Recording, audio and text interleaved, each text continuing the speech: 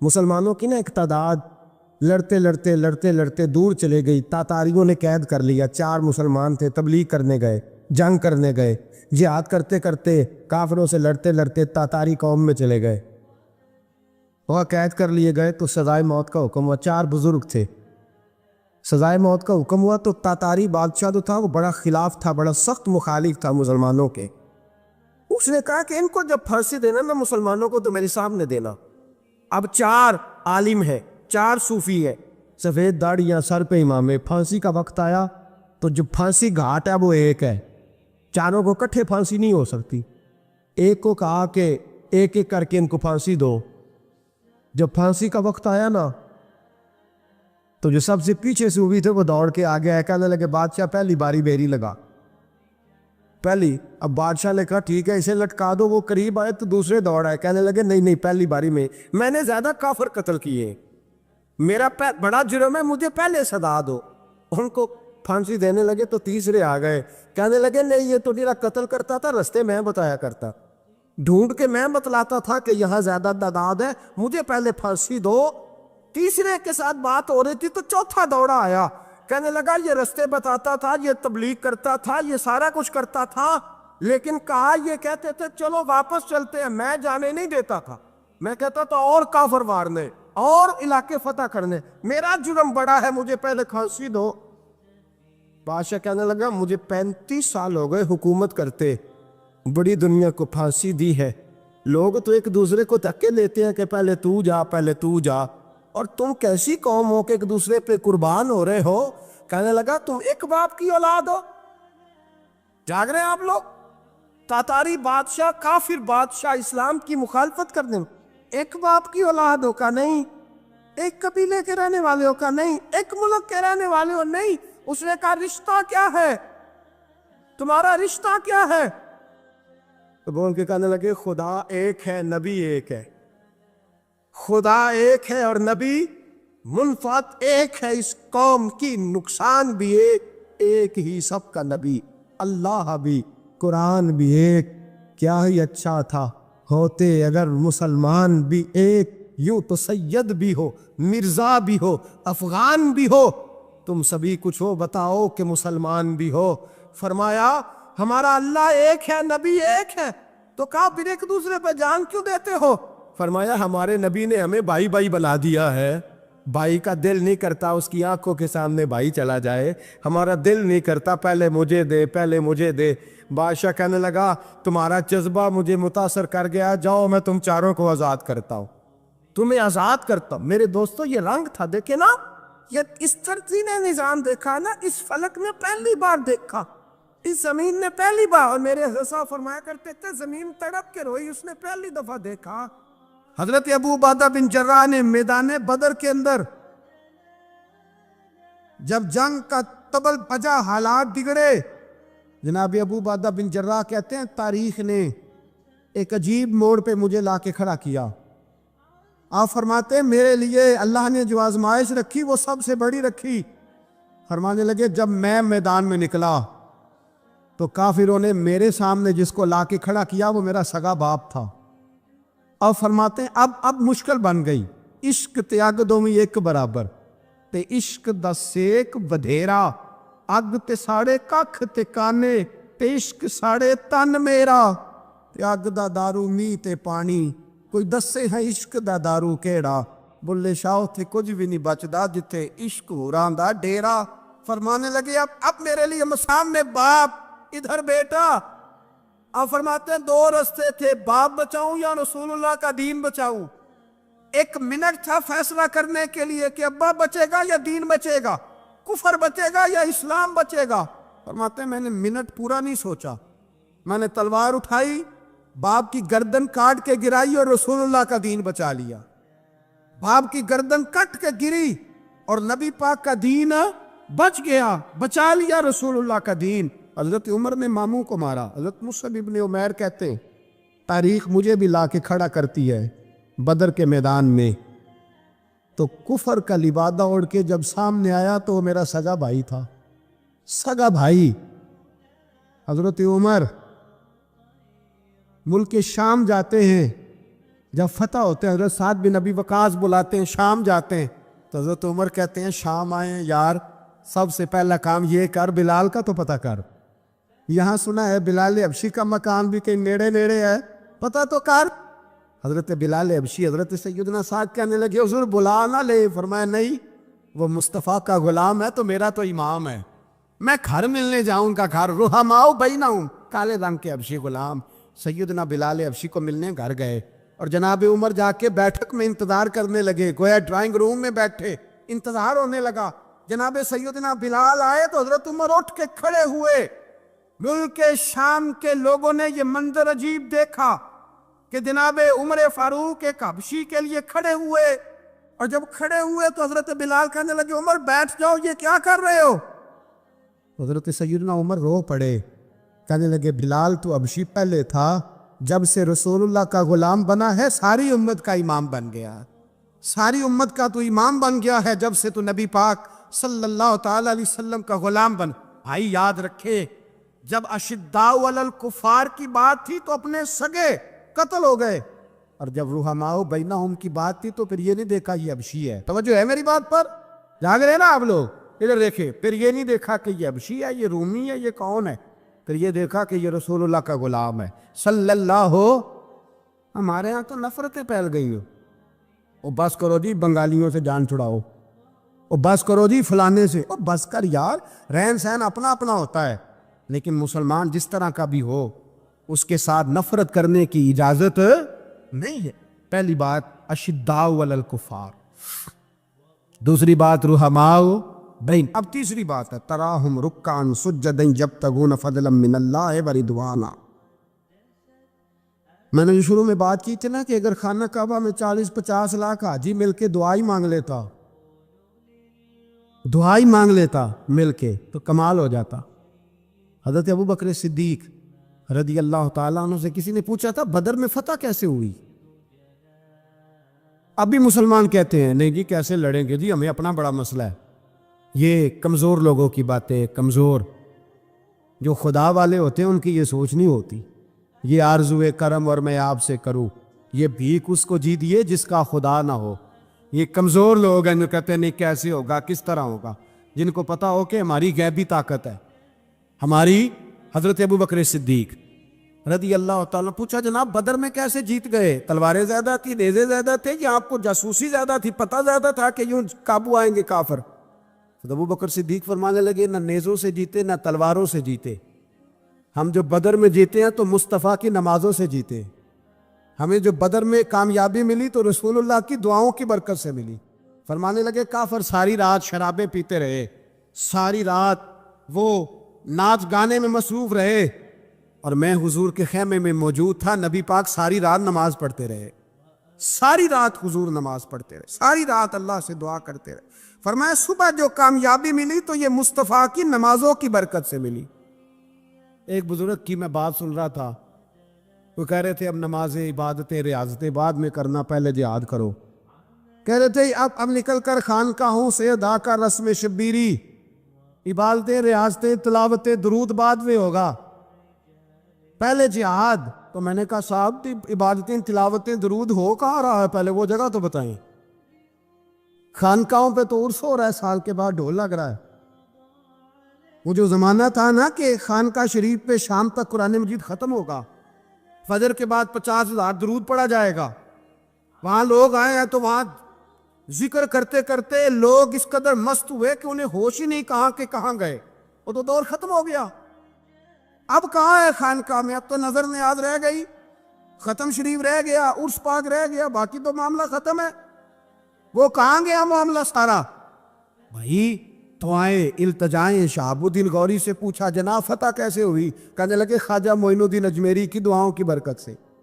فرماتے ہیں بابا دعا مانگتا تھا، ہم جہاد کرتے تھے، اللہ کامیابی دے دیتا۔ بھائی وہ عبادت، وہ ریاضت، وہ مسلمان جو رات کو اپنے رب کو منا لیا کرتا تھا، وہ اپنی عبادت کے زور پر اللہ تبارک و تعالیٰ کی بارگاہ میں آہو زاری۔ حضور نے فرمایا الدعاء صلاح المومن، دعا مومن کا ہتھیار ہے۔ دعا مومن کا بول کے بتانا ہے، دعا مومن کا۔ فرمایا مومن یہ ہتھیار چلا سکتا ہے، یہ ہتھیار کافر کے پاس موجود حضرت زید بن حارثہ رضی اللہ تعالیٰ عنہ کو نہ پکڑ کے کچھ کافر ان کو پکڑ کے لے گئے تو ایک درخت کے ساتھ باندھ لیا، کہنے لگے تمہیں قتل کریں گے، حضور کے صحابی ہیں رضی اللہ تعالیٰ۔ جب کافر آپ کو قتل کرنے لگا نا تو انہوں نے درخت کے ساتھ اچھی طریقے سے ٹانگیں باندھ لی، ہاتھ باندھ لیے، گردن باندھ لی، کہنے لگا بلا اپنے رب کو۔ تو حضرت زید رضی اللہ تعالیٰ عنہ فرمانے لگے میں تو شہید ہونے کو تیار تھا، لیکن تو نے آزمانے کا پروگرام بنایا تو ٹھیک ہے، میں پھر بلانے لگا ہوں اپنے رب کی مدد کو، اے اللہ مدد فرما۔ اس نے اتنی دیر میں تلوار نیام سے نکال لی، اے اللہ مدد فرما۔ اس نے جب تک دونوں ہاتھوں میں تلوار سونت لی، اے اللہ مدد فرما۔ جب تیسری بار آپ نے یہ کہا تو اس نے تلوار اٹھائی، کہا اللہ مدد فرما۔ حضرت زید رضی اللہ تعالیٰ عنہ کہتے ہیں جب چوتھی بار میری زبان سے لفظ نکلے، کافر کے ہاتھ میں تلوار تھی پر گردن بھی اس کی کٹ کے نیچے گر گئی، کہ گردن کٹ کے اسی وقت نیچے گری۔ مجھے کسی نے کھولا، نہ مارنے والا نظر آیا، نہ گردن کاٹنے والا نظر آیا، نہ مجھے کھولنے والا۔ تو میں نے کہا آنے والے تو بتا تو سوئی تو کون ہے؟ تو کہنے لگے میں جبریل امین ہوں، میں جبریل امین ہوں، میں جبریل، مجھے دشمنوں نہ چھیڑو، میرا ہے کوئی جہاں میں، مجھے دشمنوں نہ چھیڑو، میرا ہے کوئی جہاں میں ابھی پکار لوں گا، نہیں دور ہے مدینہ۔ کہا جب تو نے، حضرت جبریل کہنے لگے جب تو نے پہلی دفعہ کہا نا اللہ مدد فرما تو میں سدرۃ المنتہا پہ تھا، مجھے حکم ہوا جبریل دیر نہ کرنا۔ فرماتے ہیں جب دوسری دفعہ تو نے کہا نا اللہ مدد فرما تو میں 7ویں آسمان پہ تھا، اور جب تیسری دفعہ کہا مدد فرما تو میں پہلے آسمان پہ تھا، اور فرمایا جب تو نے کہا چوتھی دفعہ اللہ مدد فرما تو میں تیرے سرانے کھڑا تھا، میں تیرے سرانے۔ تو بھائی اب تو اجتماعی دعا بھی نہیں رہی ہماری، اب تو یہ والا سوتا بھی، اکبر الآبادی نے کہا تھا مصیبت میں بھی اب یاد خدا ہم کو نہیں آتی، دعا منہ سے نہ نکلی جیبوں سے عرضیاں نکلی۔ اب بھی ہم کہتے ہیں کریں گے بات، سفیر کو بلائیں گے، ہم نے کہا ہے اس کو تو مان جائے گا وہ آپ کی بات؟ وہ بچے کاٹ رہا ہے تو اس کو گھر بلا رہا ہے۔ ابھی تک ایک اتنا سا سٹینڈ کہ ان کا جو دفتر ہے سفارت خانہ وہ بند کر دیا جائے، اتنی بھی توفیق نہیں ہوئی۔ کہتے ہیں ٹھیک ہے شور شروع ہو رہا ہے، بس چپ کر دیں گے سارے۔ خدا را خواب غفلت سے اٹھو، بیداری حاصل کرو، اور کچھ نہیں ہو سکتا تو کھل کے دعا تو مانگو ان کے لیے دعا تو مانگو۔ اللہ بڑا کریم ہے، وہ جب مدد کرنے پہ آتا ہے تو پھر بڑے بڑے کافروں کے مقابلے میں اپنے بندوں کی مدد فرماتا ہے۔ اور میں یہ پیغام دینا چاہتا ہوں عالم کفر کو بھی، یاد رکھے رب کریم جب مدد کرنے پہ آئے تو اکیلے حضرت ابراہیم اور ایک طرف پوری ملت ہو تو اللہ اپنے خلیل کو بچا لیا کرتا ہے۔ رب کریم کی رحمت کاملہ جب فیصلہ کر لیتی ہے تو پھر نمرود جیسے سپر پاور طاقت کو رب کریم مچھر سے مروا دیا کرتا ہے۔ اللہ تبارک و تعالی، یہ تو مسلمان کا دعا والا سوتا ہی، وہ نکل کر خانقاہوں سے ادا کر رسم شبیری، یہ تو تب ہوگا جب خانقاہ کے اندر کوئی ذکر فکر عبادت ہو رہی ہو، اور جب وہاں حال ہی کوئی نہیں، وہاں تو رقص و سرور ہے، وہاں تو بس جھوٹی تعریفیں ہیں، ہر آدمی نے ایک بندہ ساتھ رکھا ہوا ہے تعریفیں کرنے کرانے والا، وہ تو معاملہ ہی اور ہو گیا ہے۔ حضرت سیدنا مولا علی شیر خدا کرم اللہ تعالیٰ وجہہ الکریم ساری زندگی کہتے رہے اللہ علی نے میدان میں عمر گزاری ہے، اسے شہادت کی موت عطا فرما۔ او بھائی یہ تو شہادتیں مانگنے والے۔ حضرت امام حسین میدان کربلا میں کھڑے تھے، شمر کہنے لگا حسین تیری چاروں جانب موت ہے، تو آپ فرمانے لگے تجھے ابھی ہمارا پتہ ہی نہیں، موت سے تو ہمارا پیار چلتا ہے، اور فرمایا یہ شہادت تو ہمارا پیچھا کرتی ہے، پہنچ جاتی ہے جہاں ہم ہوتے ہیں، موت سے ڈرا رہا ہے۔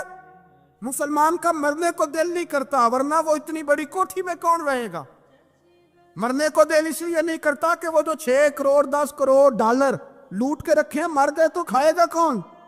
وہ فقیر فاقہ مست تھے، ان کا گھر ہی کوئی نہیں تھا، ان کے بینک بیلنس ہی کوئی نہیں تھے، وہ کہتے تھے گھر ہمارا ہے وہ جو ہمارے رب نے تیار کیا ہوا ہے، ہمارا بینک بیلنس ہے وہ جو ہمیں جنت میں جا کے ملے گا۔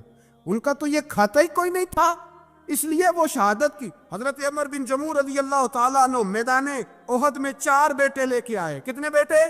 بول کے بتائے۔ 4 بیٹے لے کے عمر بن جموع آئے، اور خود ایک ٹانگ سے لنگڑے سے آبی ہیں، ٹانگ چھوٹی ہے، حضور کے سامنے کھڑے ہوئے، کہا محبوبہ میرے 4 ہی تھے، میں 4 لے آیا ہوں، قبول کر لے۔ تو حضور نے فرمایا تو کیوں تلوار اوڑے آیا ہے، یہ تو نے کیوں گلے میں اسلحہ ڈالا ہوا ہے؟ کہا یا رسول اللہ میں نے بھی تو جانا ہے نا۔ تو حضور نے فرمایا 4 بیٹے جو ہیں۔ تو حضرت عمر بن جموح نے بات کی، صحابہ کہتے ہیں لبوں سے مسکرا رہے تھے، آنکھوں سے رو رہے تھے، کیا عجیب انداز ہے۔ حضور نے فرمایا عمر 4 بیٹے جو آ گئے تو رہنے دے۔ تو حضرت عمر رو پڑے، کہنے لگے محبوبہ کیا لنگڑے جنت میں نہیں جائیں گے؟ کیا حضور میں لنگڑا ہوں تو میرے لیے جنت کوئی نہیں؟ میرے حبیب پاک سید عالم صلی اللہ علیہ وسلم نے فرمایا عمر تو ضرور جنت میں جائے گا۔ کہا محبوبہ پھر بچے بعد میں جائیں گے، میں پہلے میدان میں جاؤں گا۔ مسلمان کی سوچ کے خلاف ہے یہ بات، یہ قرآن کی فکر کے خلاف ہے کہ اپنی فکر کرو۔ برما کے لیے، کشمیر کے لیے، فلسطین کے لیے بات نہ کرو، اپنی فکر کرو۔ یہ قرآن کی سوچ کے خلاف ہے، یہ قرآن کے پیغام کے خلاف ہے۔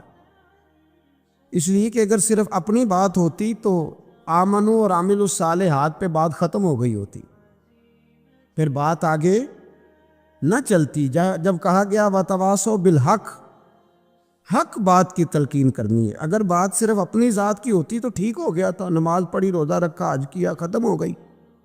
لیکن میرے نبی پاک صلی اللہ تعالیٰ علیہ وسلم نے ارشاد فرمایا ایک بستی میں 2 3 4 نیک لوگ رہتے تھے۔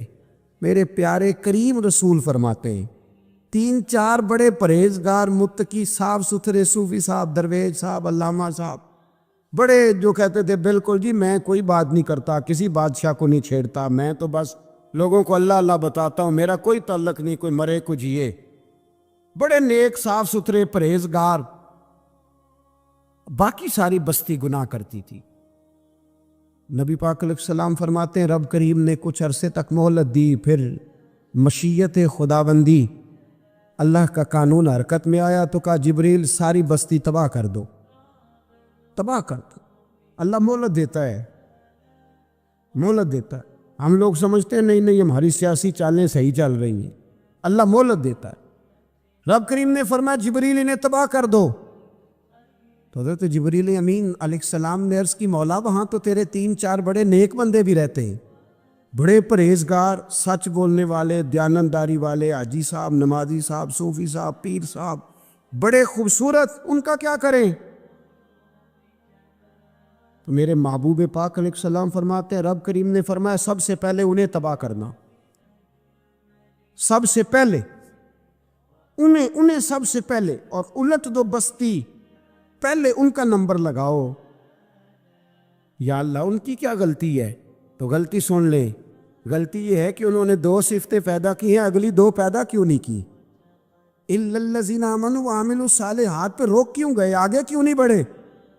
اللہ کریم نے فرمایا جبریل دیکھو نا، میری نافرمانی ہوتی رہی اور ان کے چہرے پر کبھی شکن تک نہیں آیا، لوگ میرا قانون توڑتے رہے، انہیں کبھی برا ہی نہیں لگا، گناہ دیکھ کر کبھی خیال ہی نہیں آیا بدلنے کا۔ میرے بھائی امت مسلمہ اپنے لیے تو آئی نہیں دنیا میں، نبی پاک کی اس لیے تھوڑے آئے تھے کہ پیسے کمائیں، دنیا داری کریں، جھوٹ سچ ماریں اور رخصت ہو جائیں، بچے پیدا کریں۔ یہ کام تو ہندو سکھ بدھ مت سارے کر رہے ہیں، تو فقط اس کام کے لیے تھوڑی آیا ہے۔ کنتم خیر امت اخرجت للناس، اللہ فرماتے ہیں میرے محبوب کے غلاموں تم بہترین امت ہو، میں نے تمہیں امتوں کے بھلے کے لیے پیدا فرمایا ہے، تمہیں لوگوں کی امامت کے لیے دنیا میں بھیجا ہے۔ اے نوجوان مسلم کبھی یہ تدبر بھی کیا تو نے؟ وہ کون سا گردو ہے جس کا ہے تو ایک ٹوٹا ہوا تارا؟ تو نے کبھی سوچا ہے تو کیا ہے؟ پتہ ہے تجھے؟ روزی کماؤ، روٹی کماؤ، اور اب تو بہت سارے لوگ جھوٹ کی دنیا میں زندہ ہیں، جھوٹ بولتے ہیں اپنے آپ کے ساتھ بھی، دائیں بائیں فراڈ کر رہے ہیں اپنی ذات کے ساتھ، خول بنا لیا اس میں بند ہو گئے، باہر ہی نہیں نکلی۔ اپنے ملک کی سوچو، اپنی بات کرو۔ علامہ اقبال نے پتہ کیا کہا تھا؟ اقبال نے، یہ سنو جو لوگ کہتے ہیں پہلے پاکستان، برما کے مسلمان بعد میں کشمیر کے مسلمان، پہلے سنو اقبال کیا کہتے ہیں۔ اقبال کہنے لگے ان تازہ خداؤں میں بڑا سب سے وطن ہے، ان تازہ خداؤں میں بڑا کون؟ وطن کی محبت ایمان کا حصہ، اس میں شک نہیں، لیکن اگر اسلام سے پہلے وطن آ گیا تو اقبال کہتے ہیں ان تازہ خداؤں میں بڑا سب سے وطن ہے، اور جو پیرہن اس کا ہے وہ مذہب کا کفن ہے۔ فرماتے ہیں جو وطن اوڑھ لیتا ہے اس نے اپنے مذہب کو دفن کر دیا۔ سب سے پہلے پاکستان نہیں، سب سے پہلے رسول اللہ کا دین ہے، سب سے پہلے قرآن ہے، سب سے پہلے نبی پاک کا فرمان ہے، سب سے پہلے امت مسلمہ ہے۔ ان تازہ خداؤں میں بڑا سب سے وطن ہے، جو پیرہن اس کا ہے وہ مذہب کا کفن ہے۔ اور اقبال کہنے لگے قوم مذہب سے ہے، مذہب جو نہیں تم بھی نہیں۔ قوم مذہب سے ہے، مذہب جو نہیں، کوئی نہیں سمجھ آ رہی آپ کو میری بات؟ قوم کس سے ہے؟ پاکستانی ہونے سے، پنجابی ہونے سے، سندھی بلوچی پٹھان ہونے سے؟ نہ، قوم مذہب سے ہے، اور مذہب جو نہیں تم بھی نہیں۔ یہ کیسے ہو سکتا ہے کہ مذہب نہ اور بندہ زندہ رہے؟ یہ کیسے ہو سکتا ہے؟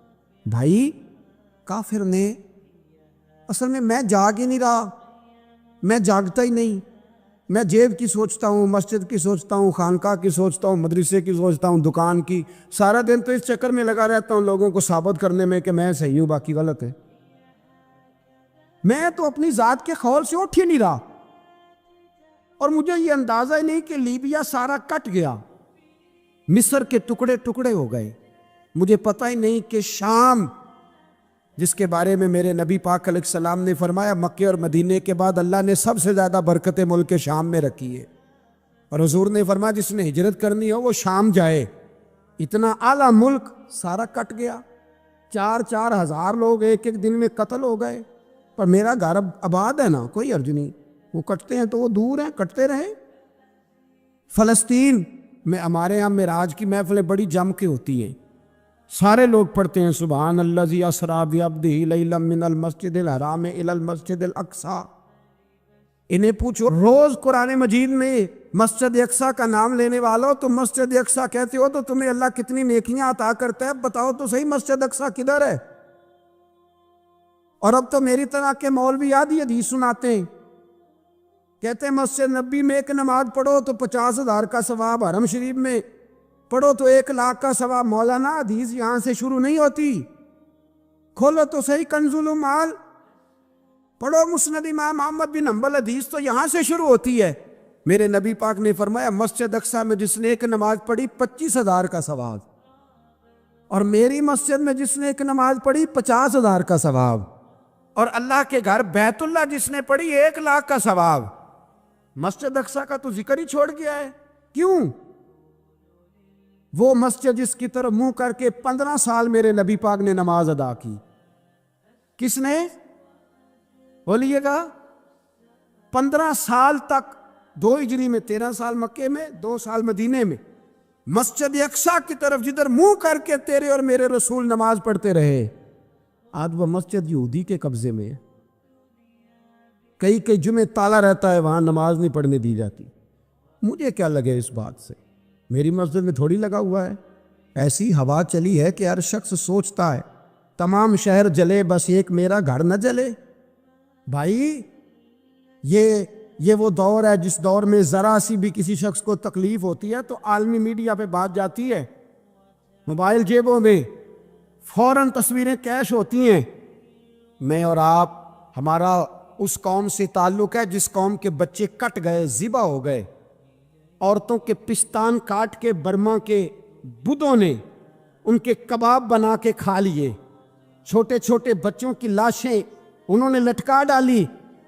اور یہاں میں حکومت کی کیا بات کروں، یہاں کسی سیاستدان کو مکھی کاٹ جائے تو ہمارے پھٹے آباد ہو جاتے ہیں بحث کرنے کے لیے۔ ہمارے اپنے لوگ، عام آدمی نہیں بات کرتا، عام آدمی نہیں نکلتا، عام شخص کو فکر ختم ہو گئی۔ بھائی سب سے بڑھ کر بہترین مسجد کے خطیب امام حسین تھے۔ مسجد نبی سے بڑی بھی کوئی مسجد ہوگی جس ممبر پر رسول پاک بیٹھ کے خطبہ دیا کرتے تھے؟ اور میرے مصطفیٰ کے آستانے سے بڑا بھی کوئی آستانہ ہوگا جس کی سجادگی امام حسین کے پاس تھی؟ کہتے ہیں ہمارا کیا تعلق، ہمیں کیا لگے، جو مرضی ہوتا پھرے۔ امام علی مقام آرام سے مسجد نبی میں بیٹھے تھے، زمانہ پوری دنیا سے جاتا تھا، ہاتھ چومتا تھا، قدموں میں بیٹھتا تھا. اتنے بڑی عظمت والی بھی کوئی شخصیت ہوگی جس کے رگوں میں رسول اللہ کا خون دوڑتا ہے, جسے حضور اپنی زبان مبارک اس طرح وہ چوسا کرتے تھے جیسے عرب کے لوگ پیاس کے عالم میں کھجور چوسا کرتے تھے. اتنا بڑا بھی کچھ شخص تھا, لیکن جب دین پہ کڑا وقت آیا تو حسین نے مسجد کی خطابت نہیں بچائی, آستانہ نہیں بچایا. امام علی مقام نے کہا کوفہ لٹتا ہے تو لٹتا رہے, دمشق میں فساد ہوتا ہے تو ہوتا رہے, وہ ملک شام کی بچیاں رو رہی ہیں تو روتی رہیں کہ ہم پہ یزید قابض ہو گیا, میری مسجد آباد ہے, کافی ہے نا. امام حسین نکلے اور نکل کے کہنے لگے جنت البقیع والی جگہ پہ کھڑے ہو کے, یا رسول اللہ میں جا رہا ہوں اور آپ کے لیے جا رہا ہوں, اس لیے کہ مجھے اس شام کو بچانا ہے جس شام میں رسول اللہ کا کلمہ پڑھنے والے لوگ بستے ہیں. مجھے کوفہ, دمشق, مصر کے لوگوں کو بچانا ہے. نانا تیرے کرم کے خزینے کی خیر ہو, میں جا رہا ہوں تیرے مدینے کی خیر ہو. نکل کھڑے ہوئے امام علی مقام, میدان میں نکلے. کس کے خلاف؟ کون تھا یزید؟ مسلمان تھا. اس وقت تک تو سب نے مسلمان لکھا ہے, جس نے کافر کہا شہادت امام حسین کے بعد کا. جرم کیا تھا؟ میری گردن جھک جاتی ہے جب میں یہ بات کرتا ہوں, ایمانداری سے کہہ رہا ہوں, جوش خطابت نہیں, میری گردن جھکتی ہے جب میں یہ لفظ ادا کرتا ہوں. امام علی مقام اس شخص کے خلاف نکلے. سارے خطبے امام حسین کے پڑھ کے دیکھو. امام حسین نے فرمایا یزید شرابی ہے. شرابی مسلمانوں کا حکمران ہو سکتا؟ آپ نہ بولیں بے شک, پر بات تو سچی ہے نا. امام حسین نے فرمایا شرابی کو ووٹ دیا جا سکتا؟ فرمایا رنڈیوں کا ناچ دیکھتا ہے جو مجرے دیکھے, جو رنڈیوں کے ناچ دیکھے وہ مسلمانوں کا حکمران ہو سکتا؟ امام حسین میدان میں نکلے اور 18 سال کے علی اکبر سے لے کر 6 مہینے کا علی اصغر دے دیا. لیکن شرابی کو برداشت, بے حیا کو برداشت تو میں کیسے کرتے؟ دوستی قاتل سے بھی, مقتول سے یارانہ بھی, اپنی جیب سے فلیکس سے چھپوا کے ظالموں, جابروں, بدماشوں کو ووٹ دیتے ہو. امام حسین کو تیری دیگ کی ضرورت ہے جو تو 10 محرم پہ پکاتا ہے, چاولوں کی ضرورت ہے جو تو نے 9 محرم کو پکائے. ان کو اس بریانی کی عادت تھی جو تو نے پکائی ہے. میرے گھر میں فلاں MNA MPA صاحب آ گئے تھے, امام حسین کے گھر کے اندر یزید نے پیغام بھیجا. اس نے کہا جیسے کہو گے کر لوں گا, جتنے پیسے کہو گے دے دوں گا, جتنی مسجدیں کہو گے بنوا دوں گا, جتنے ادارے کہو گے تعمیر ہو جائے, مجھے نہ چھیڑو. آپ نے فرمایا نا, مسجد مدرسے اس وقت آباد رہتے ہیں جب حکمران صحیح ہوتے ہیں, اور جب حکومتیں غلط ہوتی ہیں تو پھر مساجد آباد. اور آج دین نبی دا وانگ یتیمہ رووے تے کرلاوے تے آکھے میں کتھوں لبا عمر بہادر, میں کتھوں لبا عمر بہادر جڑا مینوں سینے لاوے. امام راضی کہتے ہیں کہ سیدہ فاطمہ الزہرا رضی اللہ تعالیٰ عنہ کے دونوں شہزادے حسنین کریمین بیمار ہو گئے تو سیدہ نے منت مانگی کہ بچوں کو شفا ہوگی تو 3 روزے رکھوں گی. شفا ہو گئی, روزے بھی رکھ لیے. اور جب مولا علی شیر خدا روزہ رکھنے کے لیے بیدار ہوئے, سیدہ فاطمہ الزہرا بیدار ہوئی تو امام حسن اور حسین بھی اٹھ گئے. 7-8 سال کی عمر ہے, اماں جی ہم نے بھی رکھنا ہے. صبح کھجور اور دودھ سے روزہ رکھ لیا گیا. این افطاری کے وقت مولا علی کہتے ہیں فاقے چل رہے تھے, کہیں سے میں جون لایا تھوڑے سے. سیدہ فاطمہ الزہرا نے پیس کر روٹیاں پکائیں. وہ وقت جو بڑا مشکل ہوتا ہے افطار کا, کہتے ہیں اس وقت جب کھانے کے لیے بالکل ہاتھ آگے بڑھنے لگے اور امید تھی کہ ابھی سیدنا بلال اللہ اکبر کہیں گے تو روزہ کھلے گا, لیکن ابھی چند ہی منٹ رہتے تھے کہ دروازے پر ایک فقیر نے صدا دی. کہنے لگا سارے مدینے کے دروازے کھٹکھٹا آیا ہوں, قحط ہے, فاقہ ہے, اے رسول اللہ کے خاندان والو, میں یتیم ہوں. کسی نے بتایا ہے کہ اور کوئی دروازہ کھلے نہ کھلے, سیدہ کا دروازہ تیرے لیے ضرور کھلے گا. کیا یتیم کو روٹی ملے گی؟ تو حضرت مولا علی نے بچوں کی طرف دیکھا ہی تھا کہ امام حسن ساری روٹیاں جا کے دروازے پہ دے آئے. کھجور اور پانی سے افطار ہو گیا. صبح پھر کھجور اور دودھ سے روزہ رکھا. امام راضی کہتے ہیں این وہ وقت جب افطار کا ٹائم آیا تو پھر دروازے پہ کسی نے صدا دی، کہا رسول اللہ کے خاندان والوں میں مسکین ہوں، رات سے روٹی کھائی ہے، نہ صبح کھا سکا نہ دوپہر، کسی نے بتایا ہے کہ اس دروازے سے خالی کوئی نہیں جاتا۔ امام حسن نے پھر سارا لنگر اٹھایا اور پھر جا کے دے دیا۔ تیسرا دن پھر ہوا، مجھے لگتا ہے کہ جب افطار کا ٹائم آیا ہوگا نا تو یہ خود ہی سارے دروازے پہ دیکھتے ہوں گے، یہ کوئی آیا نہیں لینے والا ابھی تک، لگتا ہے کہ نظریں دروازے پہ تھیں۔ عین افطار کے وقت 3 روٹیاں جب جاؤں کی پک کے آئی، ایک بھکاری نے صدا دی، کہنے لگا میں قیدی ہوں، آج ہی قید سے رہائی ملی ہے، پہلے دن کسی کے دروازے پہ صدا ملی ہے، دی ہے روٹی ملے گی۔ امام حسن وہ کھانا دے کے واپس لوٹے، کھجور اور پانی سے افطار ہوا، اور جیسے ہی مسجد نبوی میں تینوں باپ بیٹا نماز پڑھنے گئے تو مولا علی کہتے مجھے بتانا نہیں پڑا، رسول کریم نے میری طرف دیکھ کے فرمایا علی تیرا، فاطمہ کا، حسن اور حسین کا 3 دن والا عمل خدا کو بھی بڑا پسند آیا ہے اور محمد مصطفیٰ کو بھی بڑا پسند آیا ہے، وہ بڑا پسندیدہ عمل۔ میں کہتا ہوں کہ حضرت فاطمہ نے نا ان کی تربیت پہلے ہی کر دی تھی، 3 دن بغیر افطار کے روزہ رکھنے، وہ ٹریننگ گھر سے ہو چکی تھی۔ اب میدان کربلا میں 3 دن بھوکا پیاسا رہنا ان کے لیے مشکل نہیں تھا۔ حضرت جناب سیدہ زینب بنت ابی رافع کہتی ہیں کہ سیدہ فاطمہ الزہرا نا ایک دن اپنے دونوں شہزادوں کو لے کے، جب حضور کی طبیعت مبارک بظاہر علیل تھی جس میں حضور کا وصال ہوا، دونوں شہزادے لے کے سیدہ فاطمہ نبی کریم کی بارگاہ میں گئی، کہنے لگی یا رسول اللہ میرے بچوں کو کچھ دیجئے۔ سیدہ پاک تو حضور اٹھ کے بیٹھ گئے، اس کندھے سے امام حسن کو لگایا اور اس سے امام حسین کو لگایا اور فرمایا فاطمہ یہ جو میرا حسن ہے نا اس کو میں اپنی ہیبت اور سرداری دیتا ہوں، اور فرمایا یہ جو میرا حسین ہے نا حسین کو میں اپنی جرت اور سخاوت دیتا ہوں، میرا حسین جرت مند ہوگا اور سخی ہوگا۔ داتا گانج بخش علی حجویری، امام الاولیاء، سید الاصفیاء، داتا صاحب کشف المعجوب میں فرماتے ایک دن نا امام حسین کے پاس ایک شخص آیا بڑی دور سے کچھ مانگنے، کہا حضور کچھ دیجئے۔ وہ شخص کہتا ہے کہ میرا ظرف یہ تھا کہ 4-5 دینار ملیں گے، تو امام حسین فرمانے لگے تھوڑی دیر بیٹھ جا، رزق آ رہا ہے۔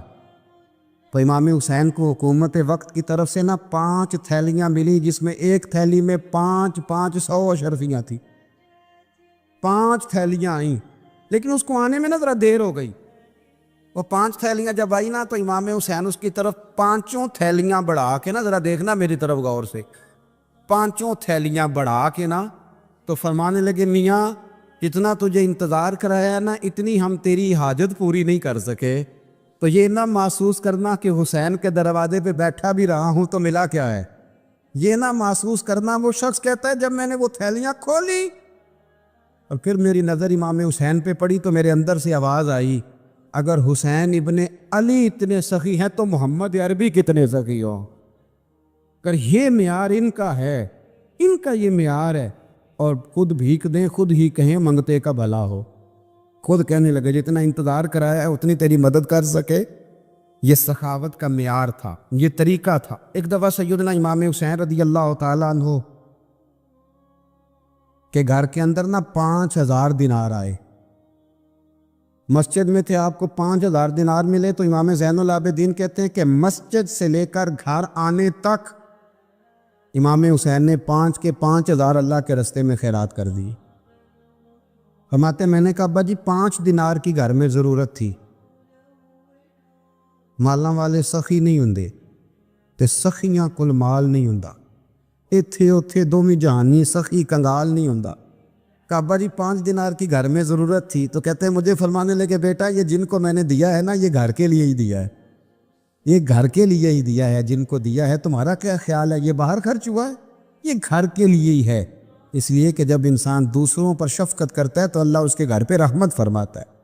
امام حسین کے مزاج میں پہلی بات میں نے ذوق عبادت کی عرض کی، دوسری بات عرض کر رہا ہوں کہ صحابہ حضرت اسامہ بن زید بڑے پیارے ہیں میرے نبی کریم کے، بڑے پیارے۔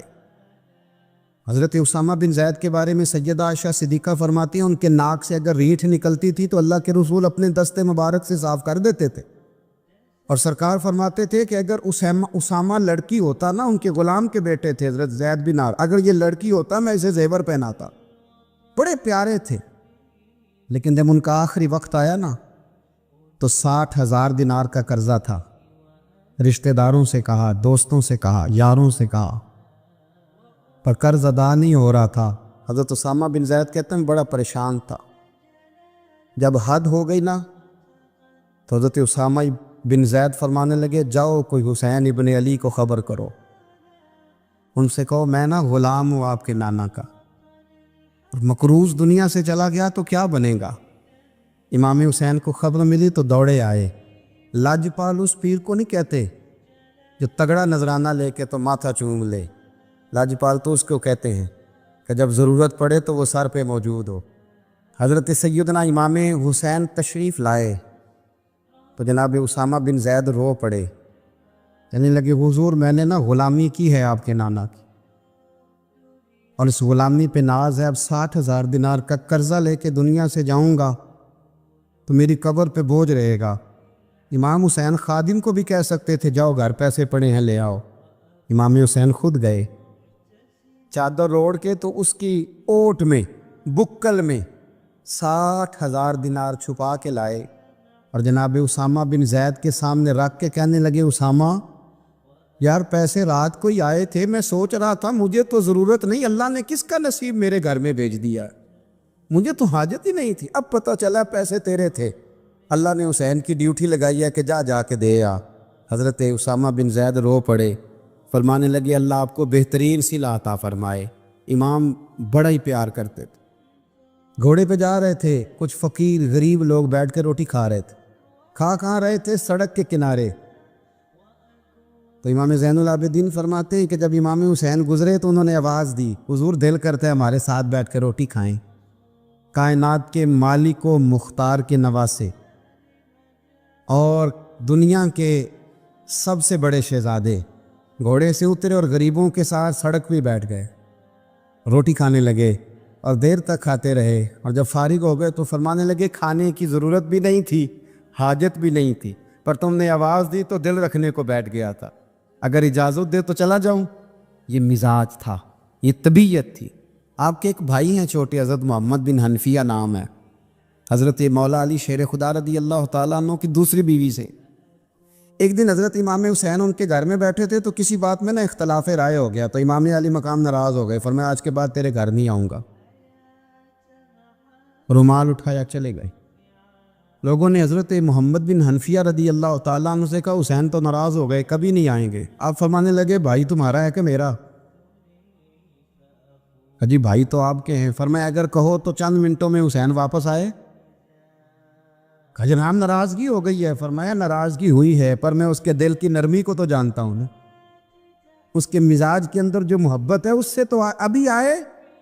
کہ جناب وہ کیسے؟ فرمانے لگے دیکھنا ذرا. تو امام حسین نے خط لکھا، حضرت محمد بن حنفیہ نے رکا لکھا، کہنے لگے حسین میرے باپ کا نام بھی علی ہے اور آپ کے باپ کا نام بھی علی ہے، پر ایک فضیلت ایسی ہے جس میں آپ کا مقابلہ نہیں کر سکتا، وہ یہ ہے کہ آپ سیدہ فاطمہ الزہرا کے لال ہیں، آپ محمد مصطفیٰ علیہ السلام کے نواسے ہیں.